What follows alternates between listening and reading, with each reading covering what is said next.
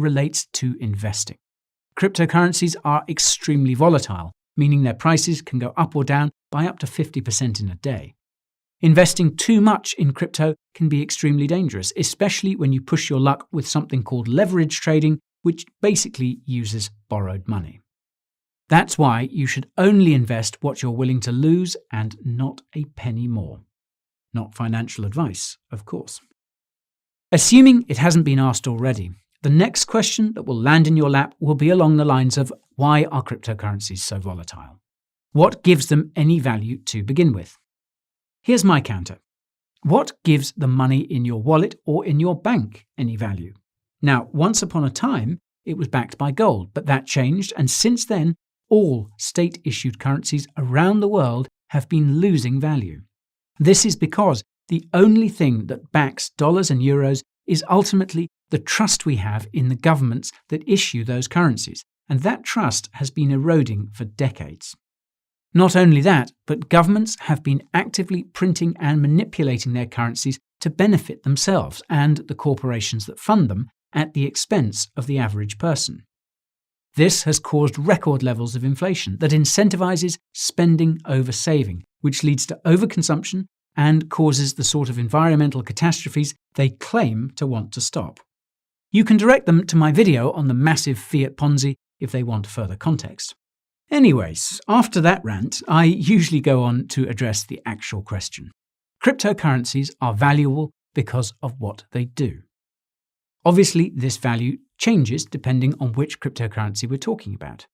Bitcoin has value because its BTC coin has an economic profile similar to gold. It has a maximum supply and only a small amount of BTC is created each day, and that amount is cut in half every 4 years. Assuming demand for Bitcoin stays the same over time, this would lead to a doubling of Bitcoin's price every 4 years. However, demand for Bitcoin has increased over time as we realize how weak regular currencies can be, and this awareness has been enhanced by the current pandemic. As basic economics dictate, when something has a limited supply but the demand for it continues to increase, prices inevitably rise. Many investors also see Bitcoin as a safe place to park your capital outside of the current financial system, including me. One important thing to note is that most other cryptocurrencies are highly correlated to Bitcoin, meaning their prices are reliant on what BTC does. Even though that's the case, some cryptos such as Ethereum have insane value due to the utility they provide. The Ethereum network can be used to create those cryptocurrency tokens I was talking about earlier, and you can even create decentralized applications and websites that can't be censored or shut down. All transactions related to creating and moving tokens and interacting with these applications require Ether to pay for gas fees. This means the demand for ETH rises as the Ethereum network gains adoption, and Ethereum has seen some serious adoption. Visa is testing payments on the Ethereum network using that USDC token I mentioned earlier, and the European Central Bank even issued a bond on the Ethereum blockchain. Now, the reason why the value of BTC, ETH, and every other cryptocurrency fluctuates so much each day is because basically nobody knows what these technologies are actually worth. The prices of stocks and gold and even regular currencies fluctuate every day for the same reason, but cryptocurrencies are much more volatile because what they do is revolutionary. Cryptocurrency networks make it possible to lend, save, and borrow without an identity, credit score, or bank. They make it possible to do business directly with other people without a middleman taking a cut, meaning service giants like Uber and tech giants like Facebook could become obsolete. They make it possible for communities to pool their funds together and vote on how they should be spent, which could eventually cut out the needs for governments and their crooked politicians. You could even say that cryptocurrencies are the equivalent of a powerful alien technology that threatens the dominance of the powers that be. Now, this potential makes the average crypto investor very emotional. The slightest possibility of a clampdown on crypto results in a market crash, and the most outlandish rumor can lead to a massive market pump. In the longer term, however, you can see that crypto is growing, and that growth is unlikely to stop anytime soon. Now, by this point in time, you've probably more or less convinced your cohort that crypto is pretty legit, and that means there's only one question they have left to ask you. Which cryptocurrencies should I buy? Well, before you answer that question, you must remember to emphasize that nothing you tell them is financial or investment advice.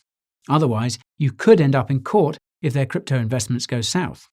And even if you're legally covered, you could still find yourself eating a knuckle sandwich or two if your guidance directs their greed to a financial gutter.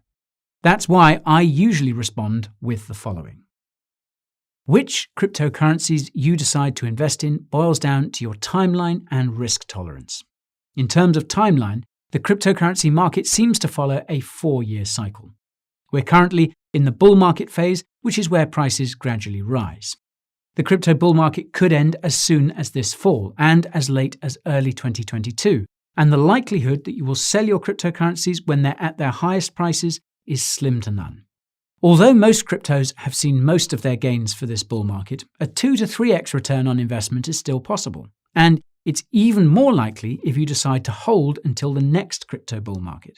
Fun fact, buying and holding cryptocurrency will give you about the same amount of profit as actively trading crypto, which I don't recommend you do unless you plan on making it your full-time job. When it comes to risk tolerance, it might sound a bit funny considering cryptocurrencies are risky investments, but there are varying degrees of risk even within the crypto market. Logically, the more risk you're willing to take, the greater reward you stand to gain. Now, the easiest way to measure risk and reward is to look at a cryptocurrency's market cap. This is an extremely important metric to check because the dollar value of cryptocurrencies can be misleading. A cryptocurrency's market cap is calculated by the current value of that coin or token times its circulating supply. The reason why Dogecoin is ranked so high is because it has a circulating supply of 130 billion. And when you multiply that by Dogecoin's 30-cent price, you get a $40+ billion market cap. Now, you might think that Dogecoin presents you with an easy opportunity to get rich quick, but getting to just $1 would require an additional $80 billion of active investment, and that isn't all that likely to happen. As a rule of thumb, the smaller the market cap, the more potential that cryptocurrency has to grow, regardless of its dollar value. That's because it takes less money to increase its value. Now, to use an extreme example, Yearn Finance's Wi-Fi token is worth more than Bitcoin, but its market cap is 20 times smaller than Dogecoin's, meaning it would take less capital to push up the price of Wi-Fi. With the exception of Dogecoin and a couple of others, most of the cryptocurrencies in the top 10 by market cap could be considered low-risk investments. Cryptocurrencies like Bitcoin, Ethereum, and Cardano are likely to be around for many years, and they will likely double, if not triple in price before this bull market is over. The other 90 cryptocurrencies in the top 100 could still see gains of 3 to 5x, but the further you move down the list, the riskier the investment becomes because it also takes less capital to crash their price. I would personally stay away from any crypto that isn't among the top 200 by market cap because most of the quality projects have already come out of the woodwork, and going any further is just gambling. If you come across any cryptocurrencies that spark your interest, you can learn about those by watching videos about them on an awesome cryptocurrency YouTube channel called The Coin Bureau. You can tell them to start with my video about how to do your own research, which you can find using the link in the top right. Well, that's all for today's tutorial on how to talk to no-coiners about cryptocurrency. So, if you liked what you saw, let me know by smashing that like button. Remember to subscribe to the channel if you're crypto crazy, and feel free to send this video to your family and friends if you're feeling lazy. Now, I'd love to hear from you. So, how do you answer common crypto questions and concerns about crypto? Let me know by dropping me a comment below. While you wait for my next flick to hit the tube, here's what you should do. Follow me on Twitter, TikTok, and Instagram, and get your daily dose of crypto updates by joining my free channel on Telegram. If you feel like you're falling behind the crypto market, subscribing to my weekly newsletter is the perfect way to keep up the pace. It's got everything you need to help you win your crypto race.